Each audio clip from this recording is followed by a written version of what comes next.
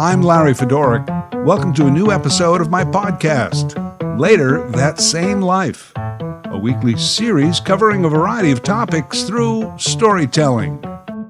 Season 1, Chapter 12, Movies. In 3 years, I saw in theaters almost 600 movies. It was about 20 years ago. I was between relationships, kind of bored, and I realized that I didn't go to movies much anymore. Why was that? I really enjoyed movies, and at the time there were a lot of good movies out there. People were talking about them, not me, because I didn't go. I decided I was going to start going to movies again. I have no problem whatsoever doing things on my own, that is to say, those things that people usually do together as a social outing. I don't mind eating alone in a diner or restaurant. I don't mind going to a party alone, and I certainly don't mind going to a movie by myself. Frankly, I kind of prefer it. The movie I chose to get back in the game was Castaway with Tom Hanks. Loved it, still do. Watch it whenever it comes on TV. More importantly, I enjoyed the experience of going to a movie alone, and afterward being left alone to think about what I just saw. I went to another movie the following weekend, and another one the weekend after that. And then it began. In typical Larry fashion, I thought, why just do something when you can overdo it? That's when I decided that I was going to go to as many movies as I possibly could for a full year. Sounded like a fun project. And it was. So much so, it went 3 years total. First thought might be, isn't that expensive? Not really. People think of going out to a movie as an expensive date. 2 tickets, popcorn, Coca-Colas, snacks. Maybe you have to pay a babysitter. That's $75, give or take. I was on my own. Almost never bought movie theater snacks. Occasionally I brought snacks from home. Went to a lot of smaller discount ticket theaters, and if I could coordinate it at those big multiplexes, once you're past the line with your ticket, after your movie, you can just wander into another theater. That took some planning, working out the show times, but often I could see 2 movies on 1 ticket. I was breaking the law. As people became aware of my hobby, they would give me cinema gift cards for birthdays and Father's Day. All in all, as hobbies and pastimes go, it was fairly cheap. Monday through Thursdays were out, working for a living. But Fridays after work, I would head out to a movie. Then 2 on Saturday, 1 on Sunday, or 1 on Saturday, 2 on Sunday, whatever, depending on the schedule and show times. My record for one weekend was 6. 1 Friday, 3 Saturday, 2 Sunday. That was a little much. I had also decided not to be a movie snob. I would go see anything and everything that interested me on any level whatsoever. Action movies, rom-coms, indie films, documentaries.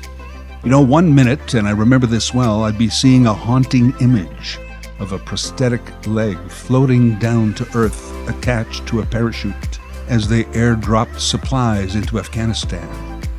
Wow, what a documentary. And then later that same day, sitting in the Britney Spears movie Crossroads. It actually wasn't that bad a movie. Dan Aykroyd played her father, remember? The variety was actually a lot of fun. Early on a Saturday afternoon, I'd be brought to tears by a brilliant Cate Blanchett. And then within a few hours, watching another film starring the brilliant actor Doo. Scooby-Doo. I live in a big city, lots of theaters, lots of choices. One of my favorite places downtown was the famous Carlton Cinema, just down the street from Maple Leaf Gardens. The Carlton was one of the first multiplex theaters. Remember when they started to add plex to the names of movie houses? Duplex, quadruplex, then they just gave up counting. To hell with it, multiplex. A multiplexorama. Palooza. They banked on the idea that people really didn't care about a big screen or things like comfort. They were, of course, wrong. And places like the Carlton, which had like 20 screens, were left scrambling for business while people flocked to the giant screens of the suburbs. The Carlton became this boutique-y kind of cinema.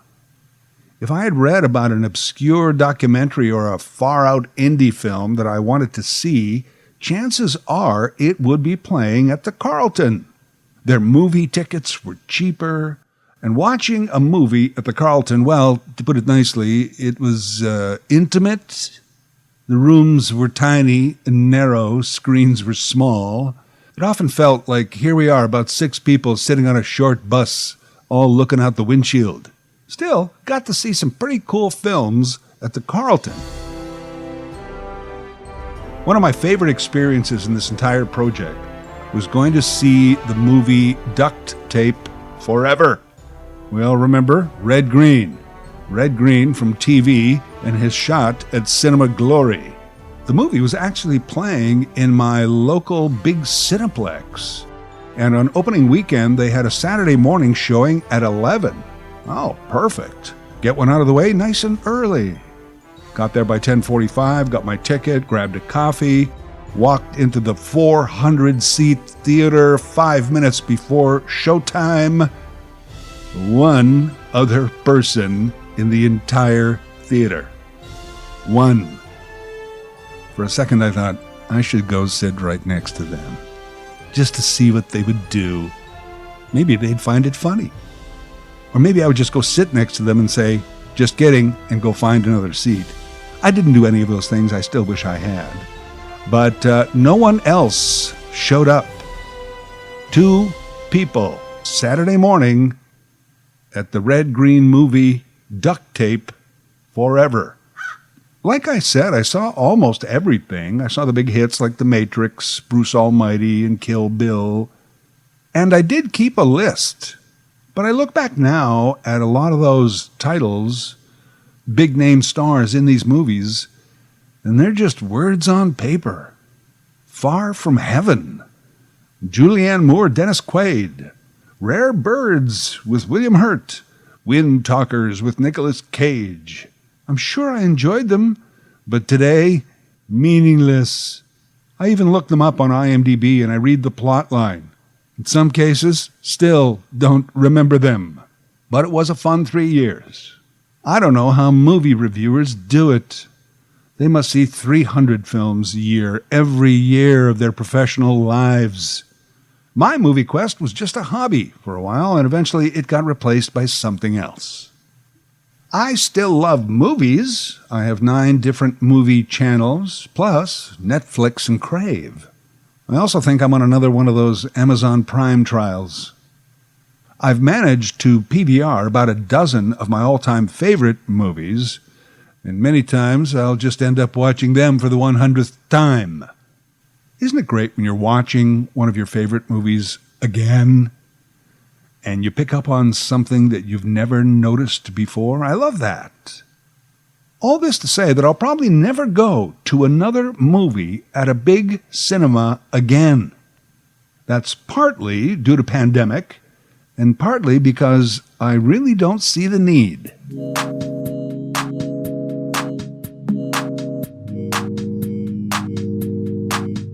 I've already predicted the end of the movie house. I could be wrong, because at various stages of the pandemic, business reporters talked about something called pent-up demand. This idea that people who had been isolated and alone for weeks and months on end didn't want to just go outside or be with loved ones. They wanted to shop. Pent-up demand. Sounded to me like another one of those retail scams, like Boxing Day sales or the pay no tax event. It's the pent-up demand sale. Save like never before. It felt made up. Retail scam. Until, of course, some restrictions were loosened and there were lineups around the block just to get into Winners. Perhaps conspicuous consumerism will be one of those things that comes back quickly. What fun is life if you can't go out and buy the things you don't need? What's the old line? No one ever lost money underestimating the intelligence of the modern consumer? Well, I'm paraphrasing. Will the movie theaters be part of that consumer comeback? They were already feeling the pinch, the effects of more screen choices for the average consumer. They were resorting to things like deluxe packages, where you pay a little more for a ticket, but you sit in a smaller, more comfortable theater, big, luxurious reclining seats. You could actually book the specific seat you wanted to sit in, like a concert ticket. A server came to your seat to take your order. Popcorn, Coke, sure, but also pizza or hamburgers, a full menu, and cocktails. It was interesting. Didn't feel movie-like. I prefer dinner and a movie, not dinner with a movie. Just kind of felt like I was eating in front of the TV, with a lot of other people in the room eating in front of the TV. Movie houses could make a comeback. I guess it depends a lot on the movies, because we know they'll keep making them. And of course, very popular over the last few decades, the large movie, the blockbuster. Generally, it's giant monsters or space aliens destroying cities and other Earth property. Superheroes of varying skills attempting to save the universe. CGI'd to the max. CGI can be good, like when the feather floats out of Forrest Gump's Curious George book. That's beautiful. But the bigger CGI gets, the faker it looks. The big movies with the floor-shaking sound. Every once in a while in 3D. Not only do those make money, but they've convinced you that you need the maximum experience at a surround sound big screen theater. I guess so, yeah, whatever. Probably not that good to see that kind of movie on your phone or laptop. Maybe movie houses will stick around just for those films. Or for those who want to see a movie with a rum and coke and a 3-course meal. I'm not a fan of the big movie genre, but they are the ones that make a lot of money in theaters. When people ask me what my favorite kind of movie is, I always say, the ones with people talking. Those are the movies that usually win the Oscars, i.e. Nomadland most recently. For most of those kinds of movies, my home TV is just fine, thank you. I never really understood the giant screen concept for most movies. Why does Brad Pitt's head have to be 20 feet tall during a close-up? I'm sure that was all very interesting when movies first came out a century ago. But now, I always thought that movie screens were too big and TV screens were too small. Could we just make them all life-size? Wouldn't that be better? Wouldn't that contribute more to the enjoyment of a filmed story? Listen, I don't know what's going to happen, but I would like to see most movie theaters go away. Save a few for the release of Batman Battles the Evil Empire Mercenaries of Jupiter, Part 2. As for the rest of these giant complexes, what are you going to do with them? I don't know, hard to turn them into condos that got no windows. I say we make them all Amazon warehouse depots. So what happens to the movie business? Well, it's already happening. Netflix, the Amazon of movies, streaming service, first big one on the block to say, hey, why go anywhere? We'll just deliver whatever you want right to your home. Of course, now that playing field is pretty crowded. When streaming services first started, they were kind of a modern-day digital blockbuster, right? Some classic movies, some recent ones that you didn't get to the theater to see. Now, on demand, anytime, in your home, all for a nominal monthly fee. And it's digital. No penalty for not rewinding. Slowly, they started to produce original content. So they were somewhere between a major studio and a TV network. They were actually in competition with TV networks and major studios. And guess what? You didn't even need to have cable TV. Cut the cord. Just stream it to your laptop or your desktop or your phone. But what about my big TV? Well, now it's a smart TV and you can stream it there too. as for decades, the home screen experience in competition with actually going out to the movies. As the pandemic hit, some of the competition got shut down. You couldn't go out to theaters. So the big brand new movies were now coming right to your home. And your home TV was just big enough to make it enjoyable. Popcorn and soda, much cheaper. Pause it, go make a sandwich, rewatch a scene. Isn't that all terrific? And since more people were forced to get their movies this way, it grew and grew. We all get where we're at now. There are a lot of people who will never go back to theaters again.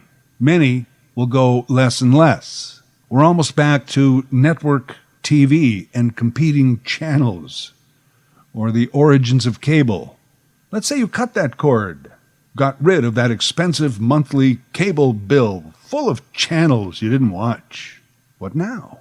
Well, say you get Netflix. Maybe in Canada, Crave, or in the US, Hulu. But then suddenly your favorite director has a new movie out with your favorite actor. But it's only on Amazon Prime. Well, I better get that then.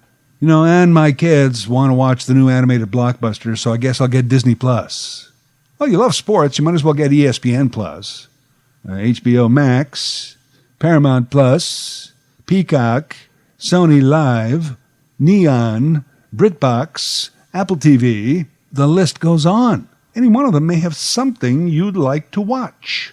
And hey, they all come in at a very reasonable $15 a month, times 12. It's a lot of money. Recently, I really wanted to see this Paul McCartney documentary, but it's only on Disney+, and there's no free trial. Do I join maybe just for a month? $15 to see this one show? That's like going to the movies. Now I have to keep a list of those streaming services that I only want to keep for about a month or so. Make sure I cancel so it doesn't just keep appearing monthly on my credit card. It's too much. I could go back to cable and network TV, but that's become a vast wasteland of mostly crappy shows not worth paying for. Cable and network TV are the bargain basement of screen time. Oh, look, network TV has another new show. It's about a female firefighting rescue team lawyer doctor whose gruff father is a crime-fighting former police chief turned senator. Each of them has a different wacky neighbor. Thursdays at 9, 8 Central. How do we get to this point? Well, to understand the history, we go on the Wayback Machine to the time when you paid a quarter and you went out to the movies, when you could afford it. Then we got TV. You had to buy the device, but after that you just plugged it in and watched whatever you could suck out of the airwaves for free. You can actually still do that. Hey, and while we're here, why don't we give a nod to the satellite dish? The spaceship-sized disc in your backyard that caused a total eclipse of the house. And even those cute small ones that fasten to your roof or the balcony of your apartment that we still see around. Eventually, the cable geniuses came along and they said, how about we hardwire you right into our feed? Hundreds of channels, adult content. Eventually, they bundled and scammed us into the poorhouse. Fast forward, digital, computers, streaming, and somehow we're back to the beginning. Overcharged and forced to pay. The two-tier entertainment system. Originally, our free TV was brought to you by the good folks at Lever Brothers, or Goodyear, or Chesterfield non-filtered cigarettes, and countless other advertisers. Along the way, commercials got a bad name. That's partly their own fault, but we were sold cable on the premise that commercials were bad, and if we just paid instead of them, we could watch TV commercial-free. Didn't last, though, did it? No. Cable channels started running commercials, even infomercials, shows that were entirely a commercial. Hey, somebody had to pay for all that. How sustainable is all of this wonderful commercial-free content streaming into our homes from dozens of different services, all at about $15 a pop? Not sustainable at all. I think they'll all have to go back to commercials. Advertising. It may look different than the 30-second ads so many of us are still used to, but those services have to be much cheaper for us. And again, all that money to pay for everything has to come from somewhere. I'm reminded Bruce Springsteen had a song out a while back called 57 Channels and Nothing On. A lament about volume versus content. 57 channels and nothing on. 57 channels and nothing on. Came out in 1992. 30 years ago, a poet's vision of what would be an incredible amount of channels. 57. It's the same number that decades earlier Heinz thought was a lot of varieties. Today, the variety of channels is virtually endless, overwhelming, and getting more expensive. I always remember this line from the movie Grand Canyon, a 1991 Lawrence Kasdan film, when Steve Martin's character says, That's part of your problem, you haven't seen enough movies. All of life's riddles are answered in the movies. all of life's riddles are answered in the movies. Can you imagine? We know where all the answers are, and we can't afford them.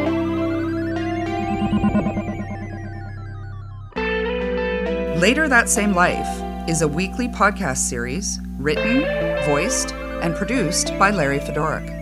A new episode every Thursday. LarryFedoruk37@gmail.com.